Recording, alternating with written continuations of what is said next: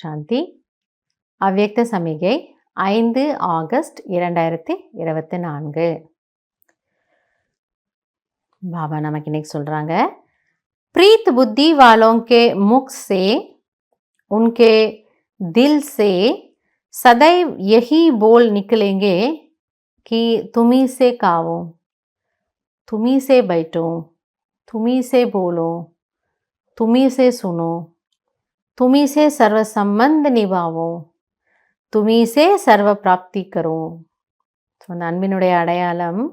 அப்படிப்பட்டவர்கள் அன்பான புத்தி அன்பான உள்ளமுடையவர்கள் என்ன சொல்லுவாங்கன்னா, பாபா பாபா நான் உங்கள் கூடவே இருக்கிறேனே, பாபா நான் உங்கள் கூடவே சாப்பிட்றேனே, நீங்கள் என் கூடவே இருங்களேன், நான் உங்கள் கூடவே தூங்குவேனே, நான் உங்கள் கூடவே படிக்கிறேனே, நான் உங்களோட சர்வ சம்பந்தம் வச்சுப்பேன், உங்ககிட்டேருந்து எல்லா பிராப்தியும் எடுக்கிற ஆத்மா, என் புத்தி வேற எங்கேயும் போகாது. இப்படி அது ஒரு உலகமாக ஆயிடுதான்.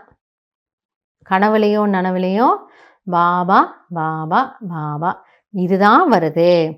உன்கே நைன் உன்கா முக்குடா ந போல்தே ஹுயே வி போல்தா ஹை. ஸோ அவர்களுடைய பார்வை, அவர்களுடைய கண்கள், அவர்களுடைய முகம் இதை தானாக வெளிப்படுத்துது. நமக்கு தாதிகளெல்லாம் பார்த்தா அப்படி தானே ஃபீல் ஆகுது. இவங்கெல்லாம் எவ்வளோ பாபாவுடைய அன்பில் அப்படி மூழ்கி இருக்காங்க. அவங்க பாபான்னு அதை சொல்லும் பொழுது அந்த வார்த்தையில் எவ்வளோ ஸ்னேக ஃபீல் ஆகுது.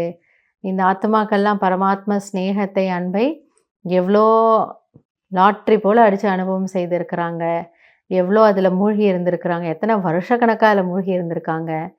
ஸோ இதை அவங்க ஒன்றும் சொல்கிறது இல்லை இல்லையா? அப்படி வாய் திறந்தா சொல்கிறாங்க நான் கடவுளோட அனுபவம் பண்ணிகிட்ருக்கேன் இல்லையே. அந்த முகம், அந்த ஜொலிப்பு, அந்த ஒரு நஷா, அந்த ஈஸ்வரிய நஷா அது தானாகவே வெளிப்படுது. அதுதான் பாபா சொல்றாரு, அன்பில் மூழ்கி இருக்கும் ஆத்மாவின் அடையாளம்.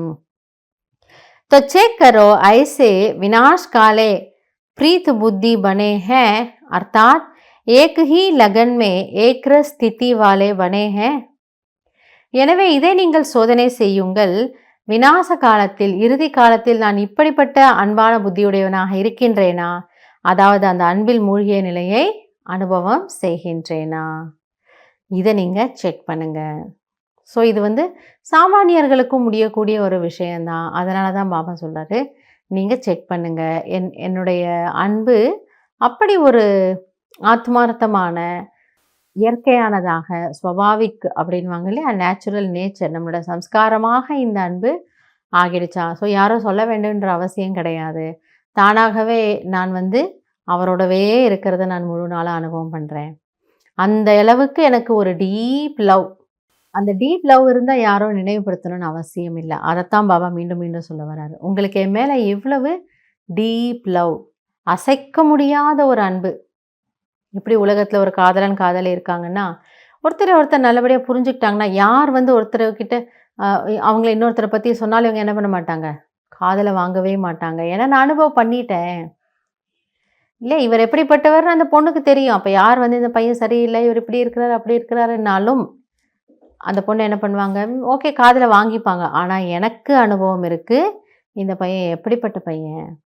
அதே போல் பாபா என்ன சொல்கிறாரு, நமக்கும் இந்த நிச்சயம், நமக்கும் இந்த அனுபவம் இருக்க வேண்டும். பாபா, சிவபாபா அல்லது பிரம்மா பாபா, பாப் தாதா எப்படிப்பட்டவங்க, அந்த அன்பை நம்ம அனுபவம் பண்ணிட்டோம்னா, யார் என்ன சொன்னாலும் சரி, இல்லை எவ்வளோ தடை ஏற்படுத்தினாலும் சரி, எப்படி அவதூறான விஷயங்களை சொன்னாலும் சரி, நம்ம நிச்சயத்திலேயோ அல்லது அன்பிலேயோ நம்ம கொஞ்சம் கூட இறங்கவே மாட்டோம்.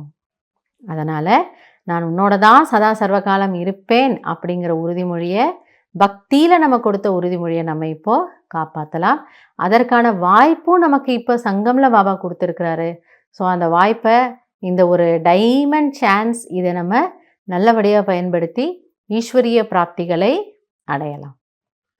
நல்லது. ஓம் சாந்தி.